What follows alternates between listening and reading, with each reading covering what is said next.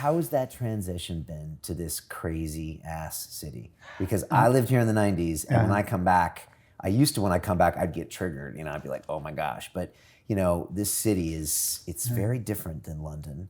And, it's a hard city in some ways. Yeah. Well, I love it. The first year I hated it because, I felt homesick and I found myself isolating, like not going to parties, just sort of falling apart a bit. And now I love it.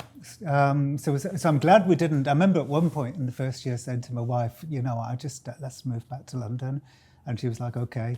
And I'm so glad that we didn't because I love it now. And how did you grow to love it? And what do you love about it? Well, it's kind of boring in a way. I mean, I started doing a comedy show with my friend Maeve Higgins. We started curating a comedy show. And that was the kind of thing I used to do back in London a bit.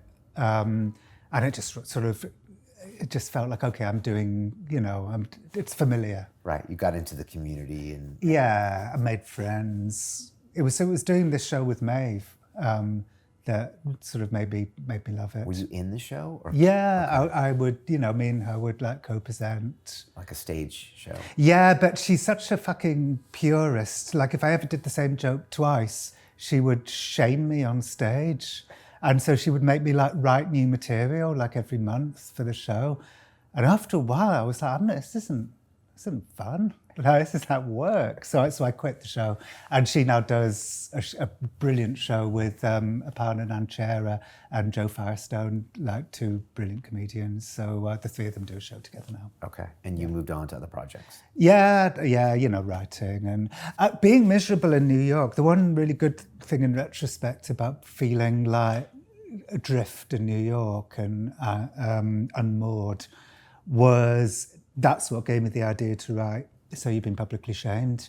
Because when I'd go on social media and see people being kind of destroyed, and this was in the very early days when basically everybody was into doing the destroying, like it was new and exciting for everyone to like ruin people. I empathized more with the people being destroyed, like other people failing in New York. I remember the AIDS tweet woman, Justine Sacco, who also lives around here. She lives like a block away from here. Really? Yeah. Were they too harsh on her? Oh, of course, yeah. She I don't think she did anything wrong at all. She did the tweet like, I'm going to Africa, hope I don't get AIDS. Going to Africa, hope I don't get AIDS. Just kidding, I'm white. Now, of course, when that happened, and then she got on a plane and fell asleep, and while she was asleep, So 12 hours she couldn't delete it or respond. Yeah, and didn't realise that Twitter had just taken control of her life and just torn it to shreds. But, when it first happened, I thought what everybody else thought, which was, oh, great, somebody's fucked. And I sort of but then after Let's watch the show? Yes, watch the show, yeah. And then after about like 5 seconds, I thought, hang on a minute, like I'm a fan of Randy Newman and South Park, like I'm a fan of the kind of comedy where people make fun of their own privilege. That's what Randy Newman's done for years in songs like My Life is Good. So it didn't take me very long to figure out that Justine Sacco was trying to make a sort of self-reflexive liberal joke about her own privilege. But she never got the chance to explain that to anyone because by the time the plane landed, her life was over. Is that definitely what she was doing? Oh, yeah. Yeah. Yeah. And has it gotten worse since then? Or just is it different now? Well, it mutates like a jellyfish.